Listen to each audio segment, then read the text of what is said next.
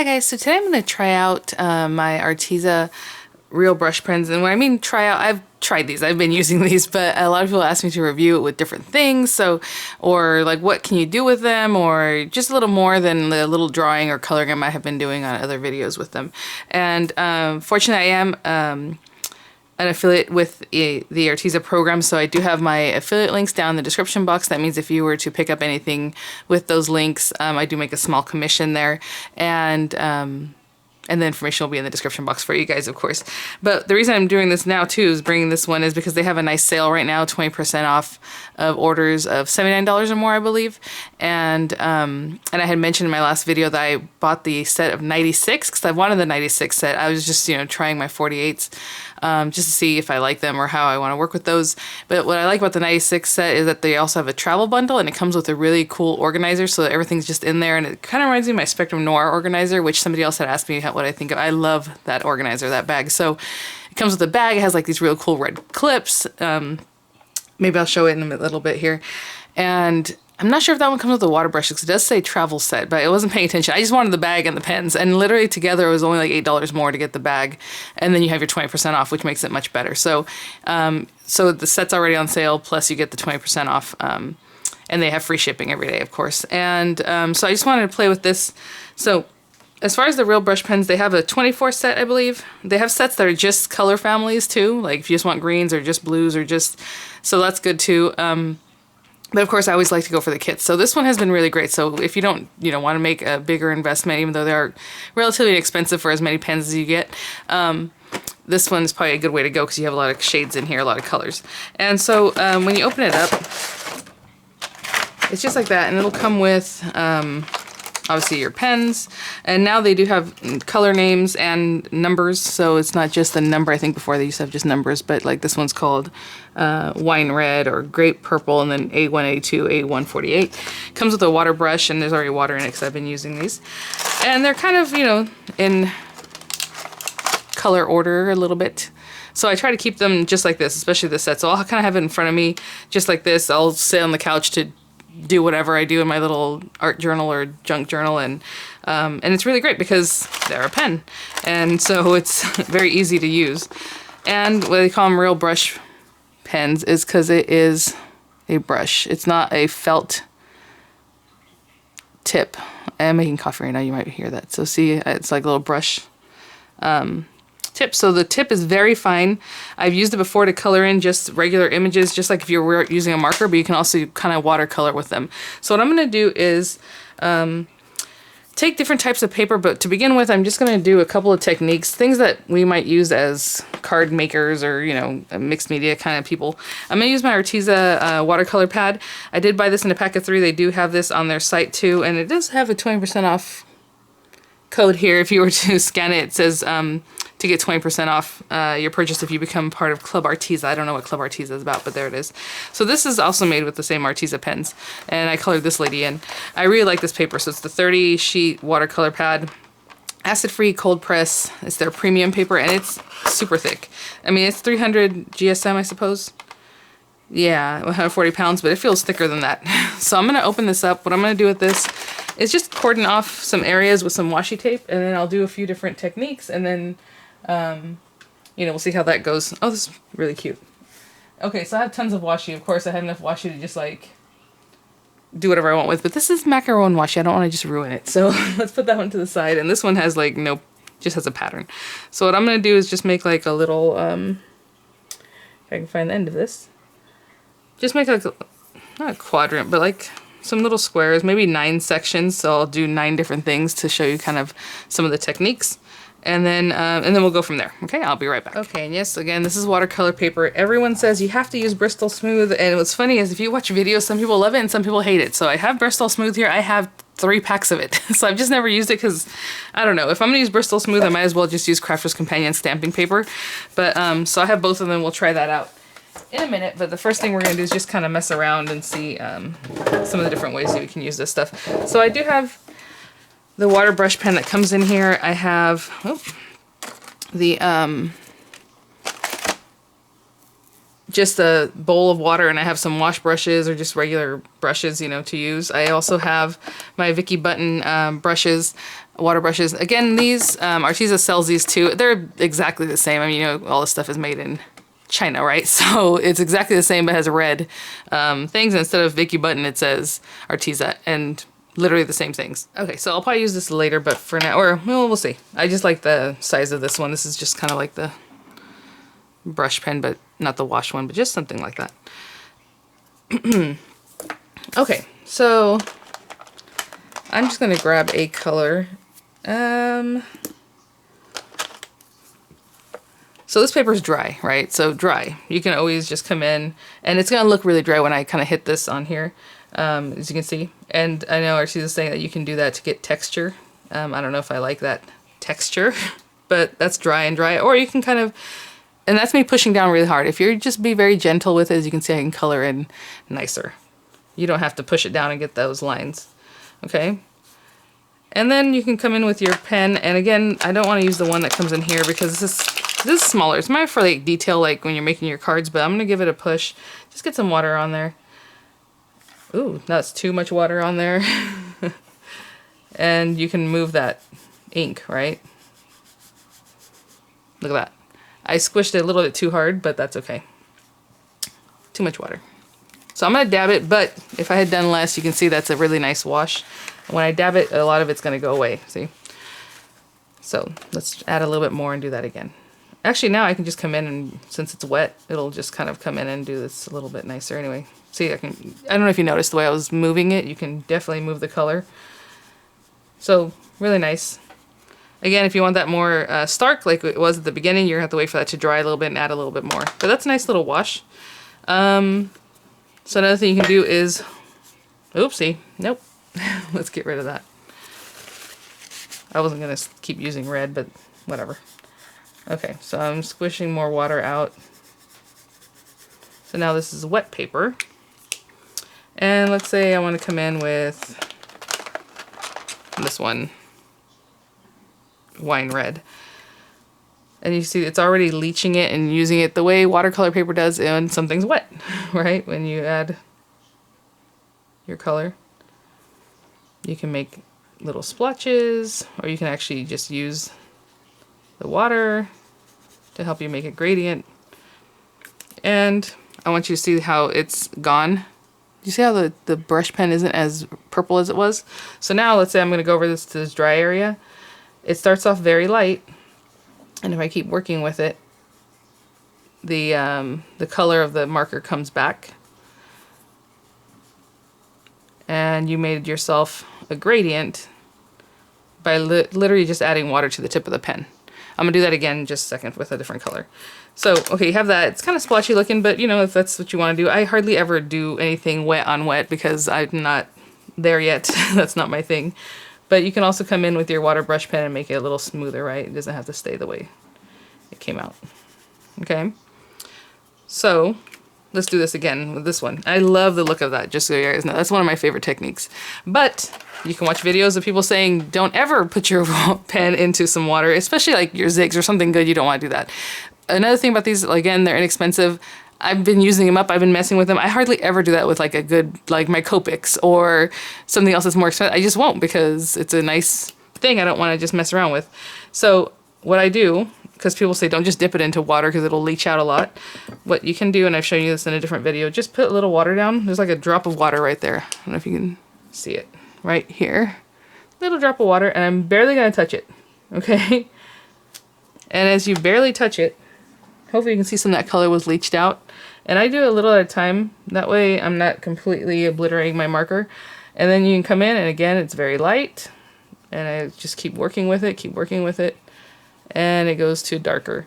And what I like about this is that if I was to stamp something and I want some shading, and I know there's an area of the stamp that's, you know, lighter, which is usually at the edge. You want to start out here.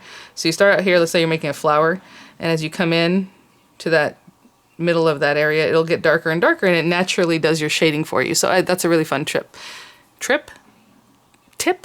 And I said trip. All right, so this is bubblegum. This is one of my favorite colors. No, lies, neon pink. I don't think it's called bubblegum anymore. Do they have one called bubblegum? I remember back in the day, not back in the day, but, yeah, no, sorry. Neon pink. I don't know why I had that in my head. Okay, so that's one of the things. Let's do another one where we're just gonna lay down some color. Let's do this lady again. And I could have started with a wet paper. However you want. I'm just laying this down so I can bring this in. Again, this is moving really nicely because this is watercolor paper. If you try to do this on, even on your Bristol, it's not gonna work. As you can see, there's still kind of some roughness here because of the way I drew it to begin with. But if I keep working it, keep working it, keep working it, it'll smooth out a little better. So we have our little wet background here. Let me wipe this off. And we can take, let's say, this purple one just to add some color. And I'm just gonna make little dots. And this is something you can do, like let's say you have like a little stamp that's like gifts or something. And the longer you stay, the more color will draw out of your pen. So if you do it quickly, it'll be little tiny dots. But if you stay a little bit longer, you have some other little dots here.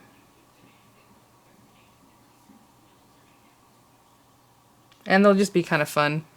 You know, you can do anything with that. Okay, let's go from... I'll do this. Again, this is dry. So I'm just bringing it over here. And that is light magenta. And I'm going to bring back that neon pink just to blend two colors that, you know, normally you could blend. I'm going to bring this into the magenta and then back. That magenta is really strong, so I'm going to wipe some of that off. And again, you can blend colors right on there, and it's really stark because it's what it, you know, we just use the marker, just plain and simple. Or you can come in with some water brush and give it a little more delicate feel and bring that across. I'm not squeezing the water brush, I'm just leaving the little wetness that's on here to do its job. I'm going to wipe that down because I want the pink to stay more pink, and then just keep going. So that's a nice gradient you can do. You can do the same thing if it was wet to begin with. So wet the water, you know, wet this, do the thing. Okay, so just one last thing before I kind of move on. I'm going to put down some water. Oop. And you can come in with your brushes. And you can always put your colors like on something else, a glass mat, a acrylic block, just anything really, a plate, it doesn't matter. It's just another surface that isn't porous so that you can pick up your color and do stuff. But let's say I came in here and I just wanted to treat it more like if I was watercoloring, I don't know. And I don't know what that means because I don't normally watercolor. So again, really good for beginners like myself. And you see all the color got leached out, so I'm just going to wait for that a little bit. And you can come in with some more color. And let it do whatever it's doing. And you can kind of push and mix the colors together, okay? That's all I was trying to show you here. Actually, this one's too light. I'm going to put that away. Let's get a different one. Maybe this one. There we go.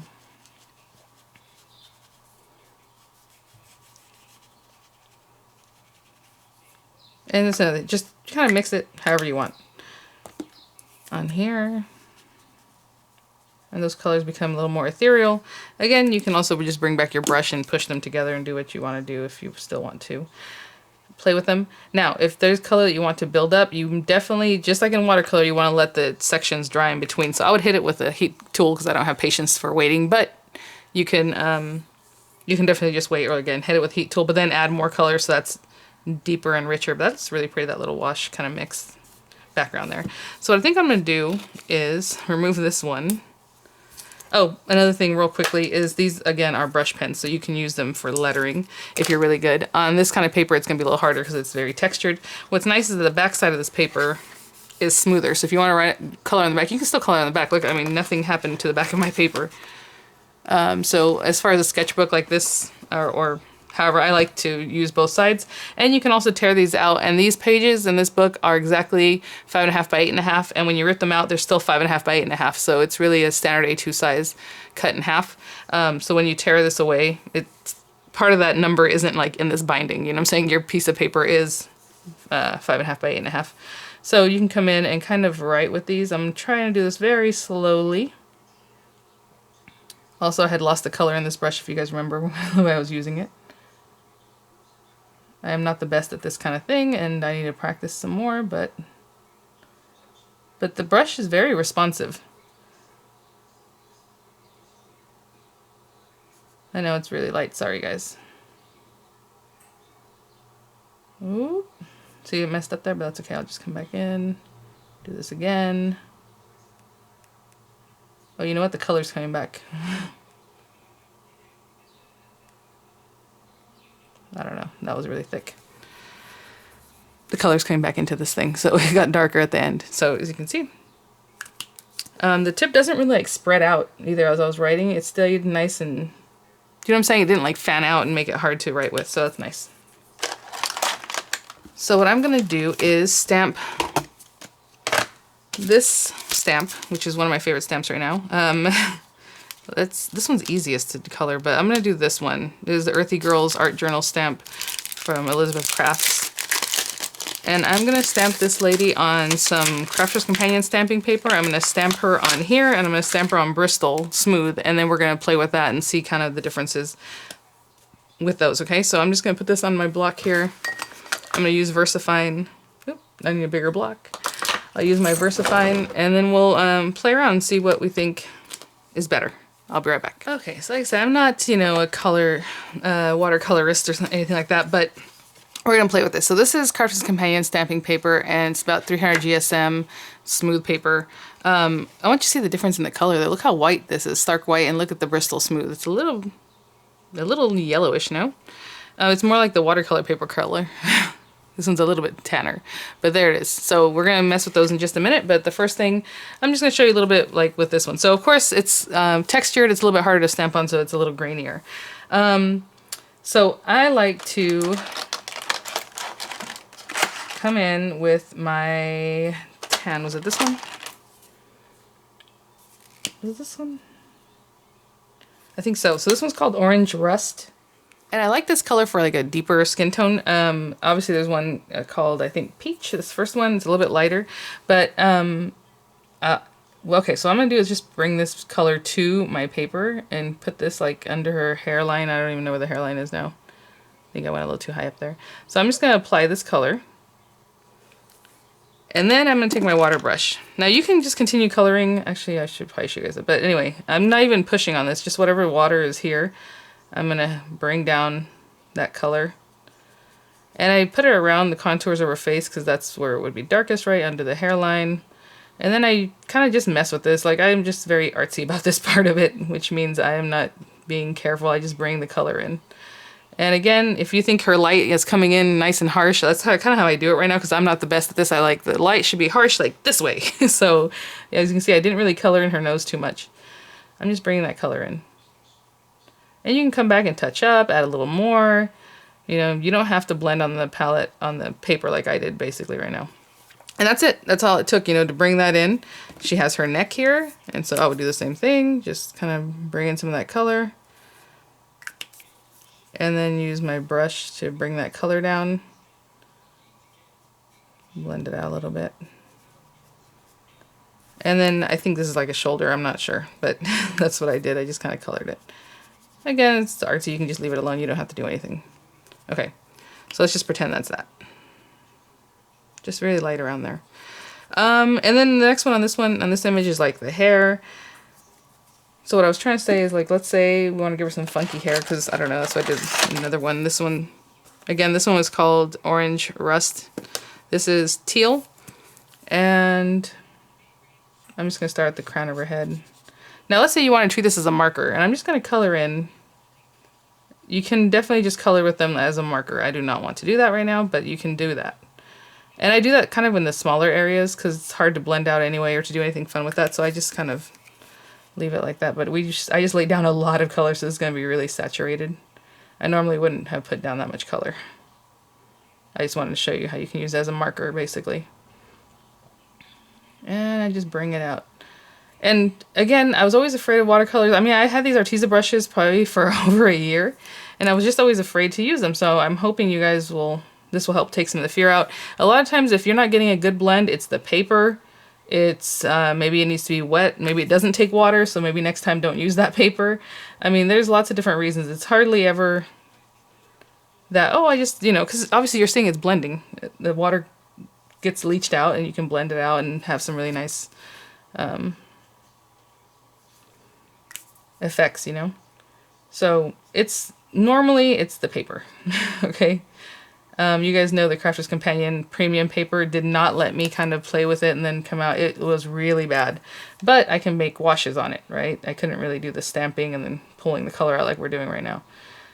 So anyway, I would just keep going, doing something like this. And this is just really artsy, kind of weird. Obviously the image is a little artsy image.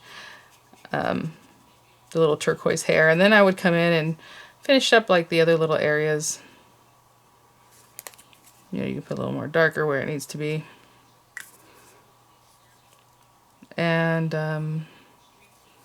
like this thing in her hair, maybe it's brown because I don't know, she's a little earthy girl, so whatever this thing is, I'll just get some brown color and, you know, let that come out. Color in these little weird arrows that she has in her hair for whatever reason. And what I was saying as far as like, let's say this little heart up here, I would just color it in with as a marker, like just color it in. You can do a little bit of pink and then, you know, bring it in. Or again, if something's really small and you do want it to look washy, like you washed it, put your color on another surface and then pick it up with your water brush. But, you know, with this one I would have just used the thing as a marker. This is a good technique to do if your paper does not let you blend, right? You can still use your markers. You can't blend on your paper, but you can get your color from here and bring it to your image, which is probably what we're gonna have to do in the next few. So that's kind of why I mentioned that. Let's make her lips like a really bright. Oh, I'm getting my colors all mixed up. I like to keep everything together. So I put the color in the center, or I'll do it on the next one. I put them on the edges. So in the center to make it dark down here and then bring it out towards the edges.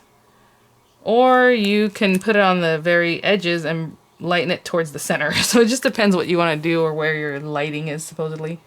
But for right now I'm just kind of adding the smallest amount of color, and that's really small, so I'm going to do this.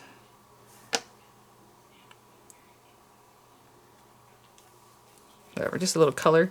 And then her eyes, you know, you can color in whatever color you like. Let me see what color this is. This is kind of brown. And then if you want to come back in and darken up the pupils, I would normally do it with like a zig. I'd come in with a black marker and just color it in. There is a black in here though, so we can try it, I suppose. And try to preserve a little white area, but yeah, it's a little bit wet right now.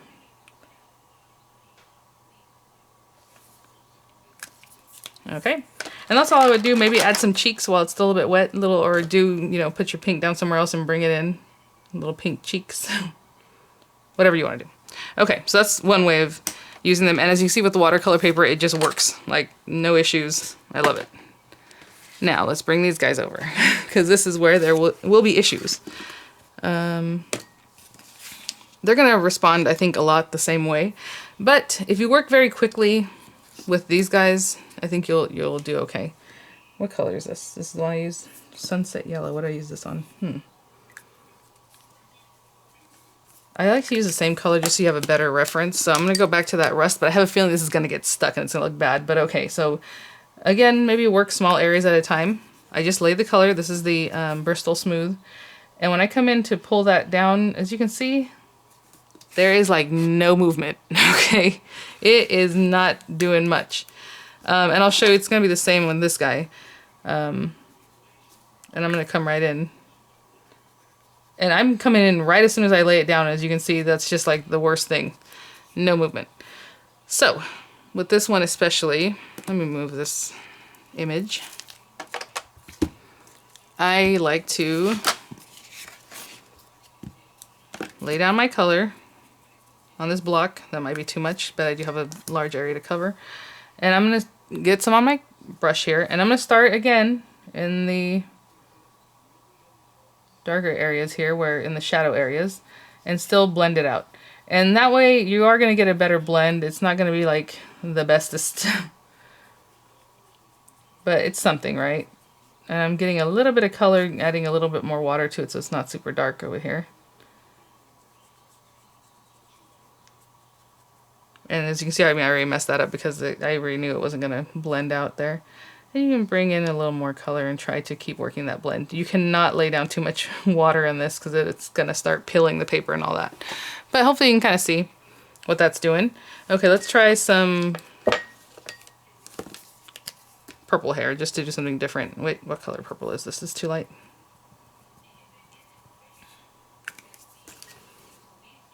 I'm picking it up, and I'm going to start in the back and just kind of blend it out. So I will have to put a lot of color down. It has a really nice wash look to it though. But again, it's because you brought it in already super watery on your brush. Again, I always start wherever it's going to be darker and bring it lighter, lighter, lighter. Same dark area. So it gives a nice effect because it does look more watercolor to begin with, right? I'll show you the other one when I bring it back in a minute.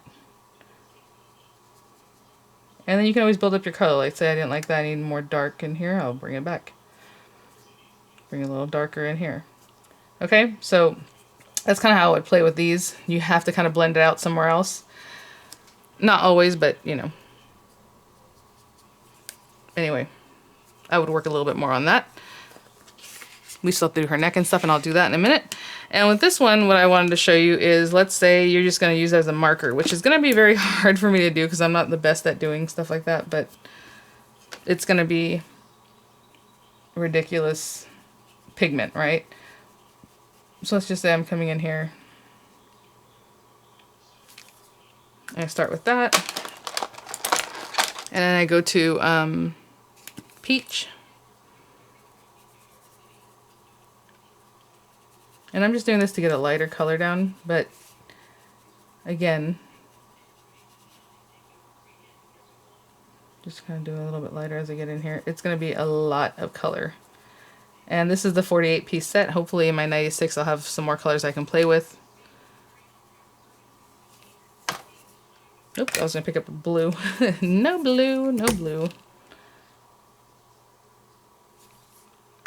And maybe this isn't the best example to color with as far as using it as a marker.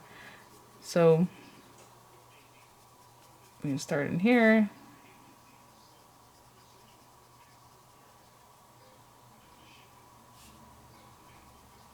Again, so if there's something that you like to stamp that you just want to color it in and you want to just color it in as markers, then, you know, here you go.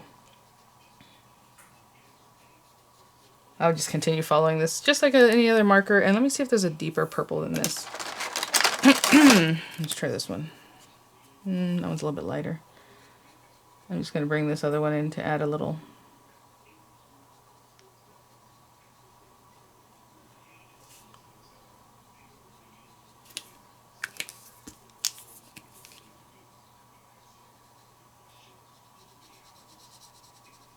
Okay, so again, just any same, these are basically markers, water-based markers, so you can put them on your stamp, you can use them as markers, and just keep coloring. Now that's not my favorite look.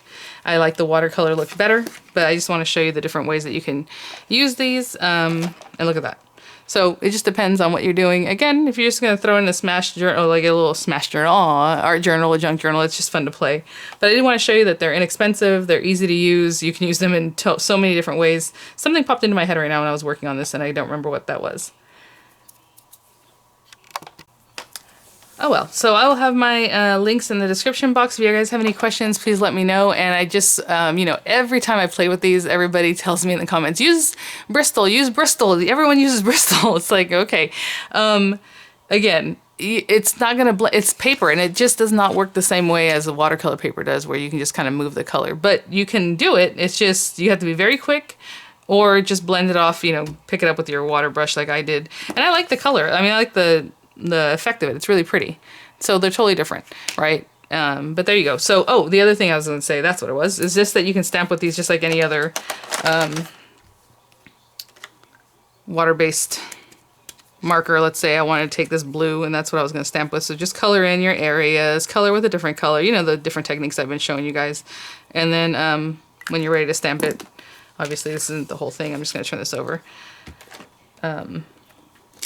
You're going to be able to stamp it, right? So just another way to use them. So thanks for watching, guys. I will, again, have the links there for you. Please let me know if you have any questions or let me know what you think. I know a lot of people already have these and they love them. So just leave those comments down there. And I was taking my pics and I remember there's one last thing I wanted to show you to kind of show you what I mean as far as moving the marker or the pigment or whatever you want to call it. And I'm probably gonna do it. I was just taking pictures. I'll just do it here, very small, I guess, because on each one of these, it's gonna have to be very small. I'll just use, like, let's say this purple, light magenta. So the caps do fit on the top, and this one too. And I always want to put this cap on this guy, and they're different, but this one, the cap also fits on the top, so you don't have to do anything. Okay, so let's pretend we're gonna make like a flower petal, and I'm gonna do the same thing on each of these papers. So I'm just gonna take this is freehand, so again, I'm not, you know, the fanciest here at this kind of thing. I'm making like a W, and what you're supposed to do is kind of bring color out from that and kind of make it into a petal shape, right at the top. Just kind of leave it kind of rounded, and you can keep working that color so that you have your definition down at the bottom, but it blends out to just kind of a softer nothing. And again, this brush pen is, I think this one's really good for doing images in like this, because if you want it to be more wash and, you know, you need a bigger pen, a bigger brush, should I say. So you can kind of see, get the idea. And so again, this color is very bright, but let's say that's a petal, and then you do another one and another one. And let's say you want to come back in and add a little more at the bottom. You can always add more, blend that out so you have a little more definition down there, whatever. Okay, and you saw the water, it just moves. The line's not super harsh, and you can keep blending that line too if you want it to be even softer. Let's try that on Bristol. So same thing, just a little W. I'm gonna come right in to try to get that blended out. And I'm just kind of working the color. Basically, you're never going to get it to get rid of that W, that initial. And I'm just going to keep blending it, keep trying to work it. And to be honest, a lot of that pink that was on here, I think, came from the before. I'm going to keep working it. And now it's starting to get kind of feathery and not super pretty. That's probably as much as I'm willing to do, because it's just going to keep feathering at this point. And you can see that W. Pretty stark there and really not so nice. And then this guy, same thing. Let's get that W.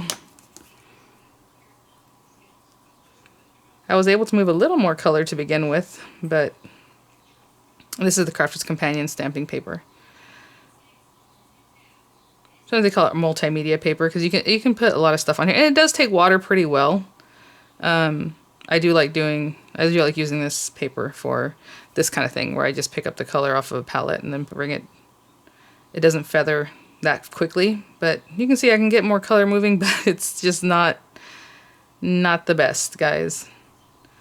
That one did have more color moving though than the Bristol. So I just want you to take a look at that and tell me what you think, right? So watercolor paper looks pretty good. Bristol, pretty bad. This one, move more color, but you still see that harsh W. So just wanted to show you that. Again, it's the paper. So if you have these, or if you want to try it out, you might have to work with them a little bit differently. Again, I do love picking up the color from a palette and going there. Or if you're just going to use it as a marker and be super bright, then, you know, and have better skills than I do at blending markers, then, you know, go for it. But just want to show you that. Okay, guys, thanks so much again, and I'll see you at the next one. Bye now.